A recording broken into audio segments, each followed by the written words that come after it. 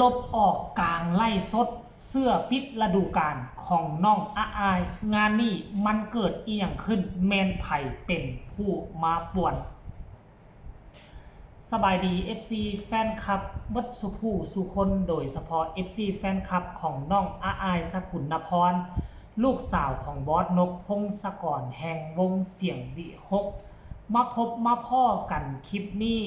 มีข้อมูลข่าวสารอยากจะนำเสนอเกี่ยวข้องกับเรื่องราวที่มันเกิดขึ้นในกลุ่มไล่เนาะของบ้านฮักบอสน้อยอาอายซึ่งเขาเจ้ามีเป้าหมายอย่างชัดเจนแล้วว่า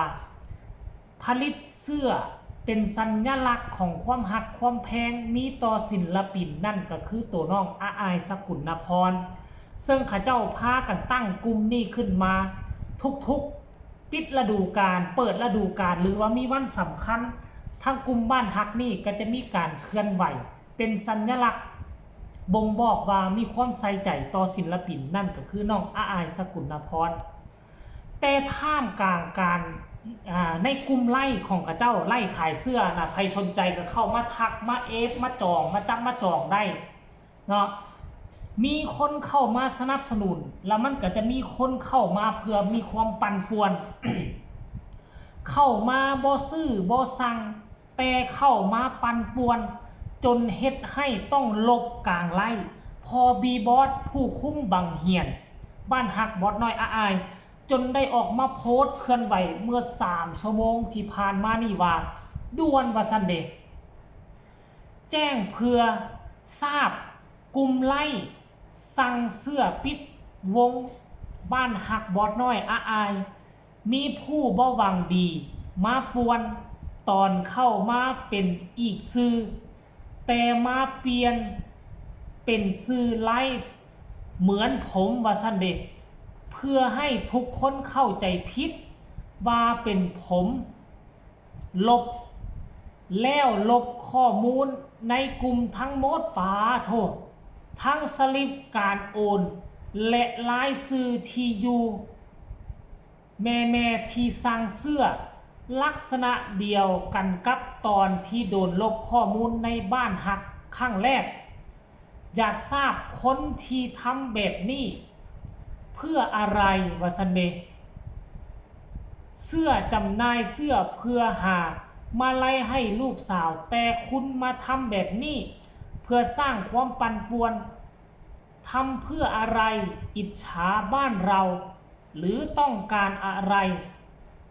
แต่แม่ที่โอนเงินแล้วไม่ต้องเป็นห่วงครับวะซันเดย์เส้นผมแรงพอสมควรผมเห็นชื่อแปลกๆเลยคัดลอกลายชื่อทั้งหมดไว้ในสมุดโน้ตเรียบร้อยในเสี้ยววินาทีก่อนโดนลบส่วนผมจะสร้างใหม่เป็นไลฟ์ที่มันยังนี่เป็นไลฟ์โอนเพย์แชทนะครับจะได้ไม่มีใครมาทำลายข้อมูลได้โอ้เข้าใจแล้วทุกคนมีคนที่เข้ามาในกลุ่มไล่เปลี่ยนชื่อเปลี่ยนอย่างต่างๆให้มันเป็นพอบีบอสแล้วก็ไปไล่ลบเพื่อจะให้พ่อแม่ที่เพิ่นสั่งซื้อเสื้อนั่นเข้าใจผิดโอนเงินแล้วสั่งเสื้อไปแล้วพอบีบอสเป็นคนลบทิมเพื่อจะหอบเงินเข้ากระเป๋าจะให้พ่อแม่เข้าใจผิดแบบนั้นยังโชคดีที่พอบีบอสไวตัวทันจดใส่โน้ตที่หยอกที่อยู่ซื้อผู้ที่สั่งเสื้อแล้วพอบีบอสก็เลยออกมาโพสต์เคลื่อนไหวเตือนไว้ว่าบ่แม่นค่อยเด้อเป็นผู้ลบพวกเจ้าออกแม่นมีมือที่3ผู้ที่บ่หวังดีแฟนโตมาเป็นโตพอบีบอสนั่นโอ้โหแบบนี้มันก็มีหว่าเฮาละเป็น FC แฟนคลับอยากให้น้องอาอายได้ดับได้ดีพากันเฮ็ดพากันสร้างแต่ว่ามีคนผู้บ่หวังดีอยากเคลียร์พอบีบอสอยากใส่ให้ป้ายสีพอบีบอส มันก็เลยเกิดปัญหานี้ขึ้นมายังใครที่พอไหวโตทันน้องอายเห็นแบบนี้ก็ให้กำลังใจท่านควรแชร์ตัวนี้เข้าไปในเพจหลักของน้องอายเป็นที่เรียบร้อยแล้วอีกประมาณบกี่เท่าใดชั่วโมงพอบีบอสก็ออกมาโพสต์เคลื่อนไหวอีกโพสต์หนึ่งว่าบีบอสต้องเข้มแข็งขนาดไหนเราทำเพื่อลูกสาวมาลบกลุ่มเสื้อลูกสาวทำไมมาป่วนเพื่ออะไรเกลียดผมมากทักมาส่วนตัวเลยกล้าหน่อยนัดเจอเลยอย่าแอบกลายเป็นอีแอบทันทีทานผู้ชมอันนี้ค่อยก็เข้าใจอยู่ดอกเห็นปัญหาบ้านฮักมีหลายครั้งแล้วกลุ่มบ้านฮักพยายามแย่งสิ่งดีสิ่งเด่นซึ่งพอบีบอสคันสิว่าเราเฮ็ดเกินหน้าเกินตามันก็บ่แม่นเราเป็นโตตั้งโตตีเราคนควายเรื่องมาลงมาไล่เราเป็นโตรักเพื่ออยากจะเฮ็ดมาไล่ให้อายหลายครั้งต่อหลายคราวขั้นก่อนแล้วนี่ว่าเราบ่เฮ็ดก็บ่เห็นมีผู้ใดได้เป็นโตตั้งโตตีนะเป็นโตคนควายเพราะฉะนั้นเราเฮ็ดได้ดีแล้วเราอาจจะกลายเป็นหัวหน้ากลุ่มโดยปริยายคันคนอื่นบ่พอใจเจ้าอยากได้หน้าได้ตาคือพอบีบอสเจ้าก็ตั้งกลุ่มขึ้นมาติล่ะคนควายขึ้นมาติเฮ็ดกลุ่มไล่ขึ้นมาคนควายมาไล่ให้อายให้มันได้ซ้ำพอบีบอสเฮ็ดติล่ะก็แม่นอยู่ว่ามาไล่แต่ละ